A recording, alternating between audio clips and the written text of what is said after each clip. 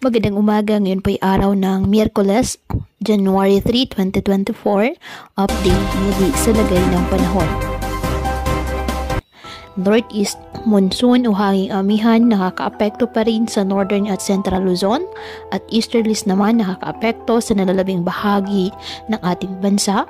Ayon po sa Pag-asa, walang bagyo o low pressure area na minomonitor sa loob ng ating PAR na maaaring makaapekto sa lagay ng ating panahon. Kaya ngayong araw, dahil naman sa easterlies, asahan ang maulap na kalangitan na may kalat-kalat na pag-ulan at thunderstorms sa Mindanao.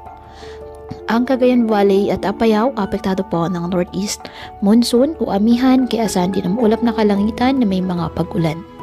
Ang Metro Manila, Ilocos Region, Central Luzon, Calabarzon at nalalabing bahagi ng Cordillera Administrative Region, asahan ang bahagyang maulap hanggang sa maulap na halangitan with isolated light rains dahil po sa amihan.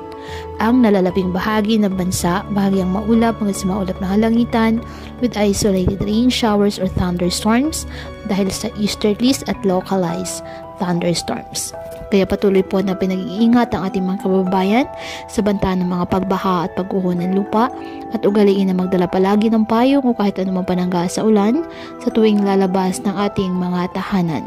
At yan po muna ang update sa lagay ng panahon ngayong araw. Muli patuloy po tayo na mag-ingat at palaging tandaan, God loves you. Stay safe and God bless.